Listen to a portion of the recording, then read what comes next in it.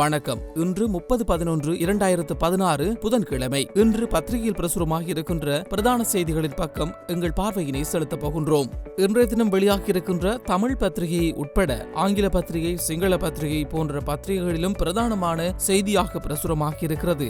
நேற்று முன்னாள் பிரதி அமைச்சரும் விடுதலை புலிகள் இயக்கத்திலிருந்து பிரிந்து சென்றவருமான கருணா அம்மானின் கைது தொடர்பிலேயே அனைத்து செய்திகளும் வெளியாகி இருக்கிறது. இந்த செய்தியினை பொறுத்தவரையில் எதிர்வரும் 7ஆம் தேதி வரை விளக்கமறியலில் வைக்குமாறும் அவர் மீது பல குற்றச்சாட்டுகள் முன்வைக்கப்பட்டிருந்தாலும் அந்த குற்றச்சாட்டுகள் அனைத்துமே அவ்வாறு இருக்கையில் அவர் அரசு வாகனத்தை முறையற்ற விதத்தில் பயன்படுத்தினார் என்ற குற்றச்சாட்டின் மீது கைது செய்யப்பட்டிருக்கிறார் என்பதையும் சுட்டிக்காட்டப்பட வேண்டும். ரவிராஜ் கொலையுடன் இவருக்கு தொடர்பு இருப்பதாக கொலை சாட்சியங்கள் வாக்குமூலம் வழங்கி வருகின்ற இந்த நிலையிலேதான் அவர் கைது செய்யப்பட்டிருக்கிறார் என்பதையும் சுட்டிக்காட்ட வேண்டும்.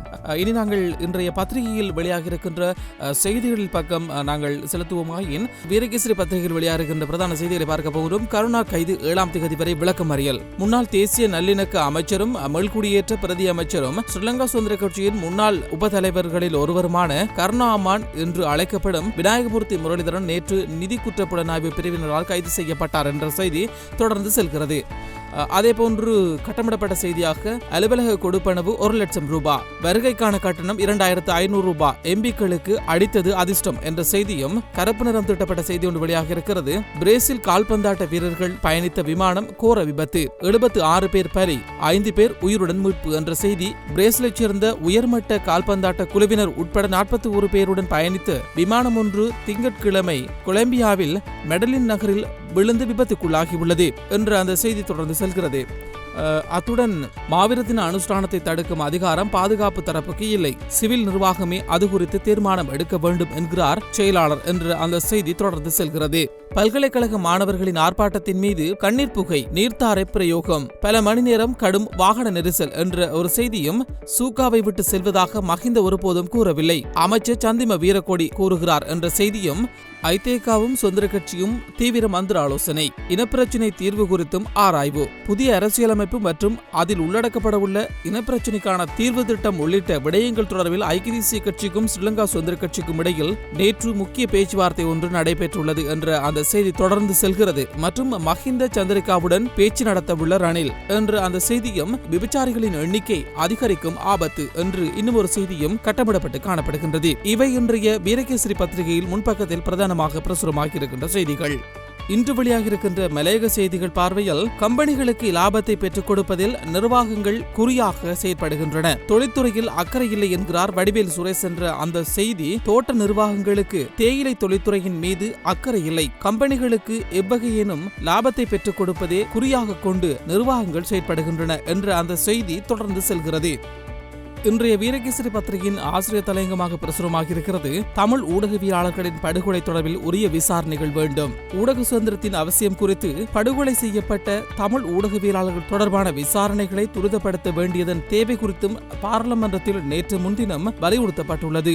அடுத்த வருடத்திற்கான வரவு செலவு திட்டத்தின் ஊடகத்துறை அமைச்சின் மீதான குழுநிலை விவாதத்தின் போது உரையாற்றிய பாராளுமன்ற உறுப்பினர்கள் இந்த விடயம் தொடர்பில் விரிவாக எடுத்துக் கூறியிருக்கின்றனர் என்ற செய்தியினை இன்றைய ஆசிரியர் தலையங்கமாக தீட்டியிருக்கின்றனர் வீரகேசரி பத்திரிகையில்.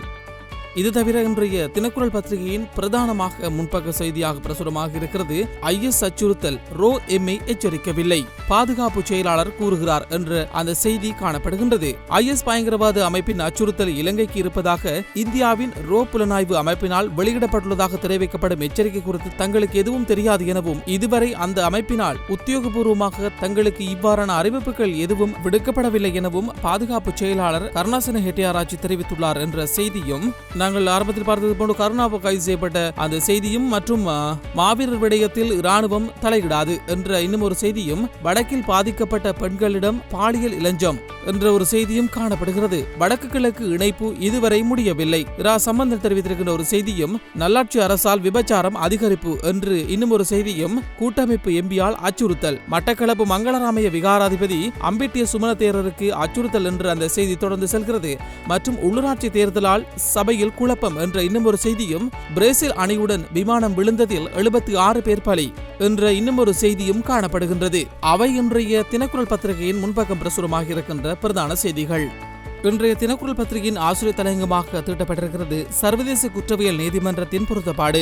நெதர்லாந்தின் ஹேக் நகரில் உள்ள சர்வதேச குற்றவியல் நீதிமன்ற நீதிபதியை தேர்ந்தெடுத்தே பிரயோகிக்கின்றதெனவும் இதனால் சர்வதேச குற்றவியல் நீதிமுறைமை தேவைப்படுகிறதா எனும் சில நாடுகள் சர்ச்சையை எழுப்பியிருக்கும் சூழ்நிலையில் இந்த முறைமையில் முக்கியமான பிரமுகராக இருந்தவரும் போர்க்குற்ற விவகாரத்திற்கு பொறுப்பான அமெரிக்காவின் முன்னாள் தூதுவர் ஸ்டீபன் ஜே ராப் நிலைமாற்று நீதி பொறிமுறைகளை ஏற்படுத்துவதில் தாமதம் காட்டுவது யுத்தத்தில் பாதிக்கப்பட்ட பல்லாயிரக்கணக்கானோருக்கு உண்மையையும் நீதியையும் வழங்குவதை தவிர்த்துக் கொள்ள இலங்கை அரசாங்கம் முயற்சிக்கிறது என்ற அபிப்பிராயத்தை கொடுத்துவிடும் என்ற கருத்தை தெரிவித்திருக்கின்றார் என்ற இந்த செய்தியினை ஆசிரியர் தலையங்கமாக இன்றைய தினம் வெளியிட்டிருக்கின்றார்கள் தினக்குரல் பத்திரிகையில். சுடரொளி பத்திரிகையை தனது பிரதான தலைப்புச் செய்தியாக நான் குறிப்பிட்டது போன்று கருணா கைது டிசம்பர் 7ஆம் தேதி வரை விளக்கமறியலில் கடும் பாதுகாப்புக்கு மத்தியில் மெகசின் சிறையில் அடைப்பு என்ற செய்தி பிரதானமாக பிரசுரித்திருக்கின்றார்கள். அதேபோன்று மேல்பக்கத்தில் கட்டமிடப்பட்ட செய்தியாக ஞானசாரருக்கு அழைப்பு. பொதுபல சேனா அமைப்பின் பொதுச் செயலாளர் கலகொட அத்தை ஞானசேகர் உள்ளிட்ட 13 பேரை ஜனவரி மாதம் 13ஆம் தேதி நீதிமன்றம் முன்னிலையாகும்படி வெளியாக இருக்கின்ற ஒரு செய்தி பிரசுரமாக இருக்கிறது. 2017 முற்பகுதியில் புதிய அரசியல் அமைப்பு நிறைவேற்றம் சம்பந்த நம்பிக்கை என்ற ஒரு செய்தியும் அது கட்டமிடப்பட்டு காணப்படுகிறது. அதேபோன்று மாவீரர் நாள் நிகழ்வுக்கு எதிராக இராணுவத்தால் ஒன்றும் செய்ய முடியாது. வடக்கில் மாவீரர் நாள் அனுஷ்டிக்கப்பட்டமைக்கு எதிராக இராணுவத்தினரால் எந்த நடவடிக்கையும் மேற்கொள்ள முடியாது. அதற்கான அதிகாரம் அவர்களுக்கு கிடையாது. இவ்வாறு பாதுகாப்பு அமைச்சர் கருணாசர ஹெட்டியாராச்சி தெரிவித்தார் என்ற செய்தி பிரசுரமாகி தொடர்ந்து செல்கிறது. சர்வமத குழுக்களின் முன்னிலையில் காணாமல் ஆக்கப்பட்டோர் உறவுகள் என்ற ஒரு செய்தியும் நாட்டில் 4,50,000 விலை மாதுக்கள் என்ற இன்னும் ஒரு செய்தியும் கட்டப்படப்பட்டு காணப்படுகின்றது. அதேபோன்று வைத்திய அதிகாரிகள் இன்று அடையாள வேலை நிறுத்தம் என்ற செய்தியும் மற்றும் டாப் 10 போலி முறைப்பாடு செய்த மஹிந்தானந்தவை சிறையில் போடுங்கள் என்ற ஒரு செய்தியும் பிரசுரமாகி இருக்கிறது. மற்றும் சம்பூரில் உள்ள 500 ஏக்கர் காணி மின்சக்தி உற்பத்தி வலயமாகிறது. நாட்டில் 41,000 வீடுகளுக்கு மின்சாரம் இல்லை என்ற ஒரு செய்தியும் வடக்கு மாகாணத்தில் சீதன கொடுமைக்கு உடன் முடிவு கட்டுங்கள். வடக்கு மாகாணத்தில் சீதன கொடுமையை உடனடியாக ஒழிக்கும் வகையில் சட்டம் கொண்டுவரப்பட வேண்டும் என்று ராஜாங்க அமைச்சர் சுதர்ஷினி பெர்னாண்டோ புள்ளை வலியுறுத்தினார் என்ற ஒரு செய்தியும் காணப்படுகிறது. இவை இன்றைய சுடரொளி பத்திரிகையில் முன்பக்கத்தில் பிரசுரமாக இருக்கின்ற செய்திகள்.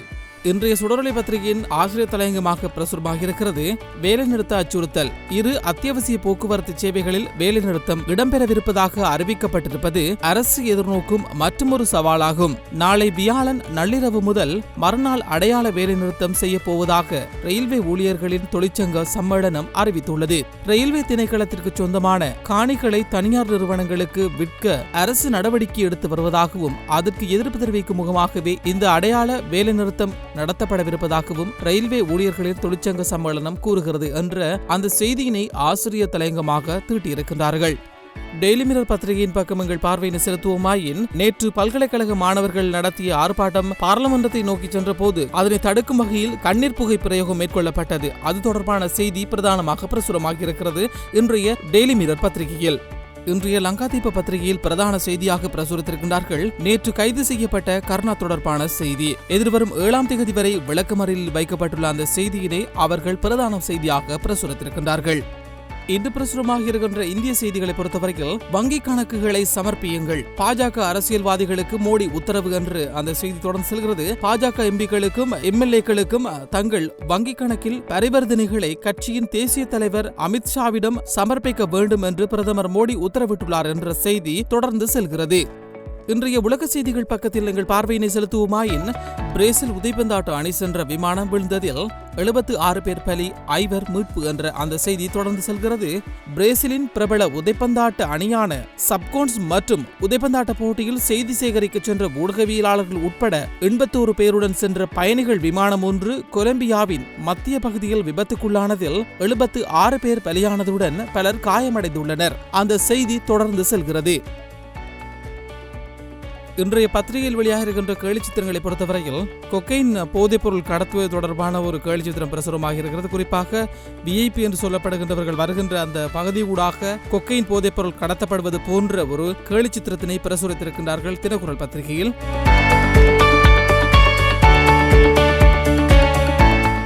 இதுவரை பத்திரிகையில் எமது பார்வை நிகழ்ச்சியோடு இணைந்திருந்தீர்கள். தொடர்ந்து இணைந்திருங்கள். வணக்கம்.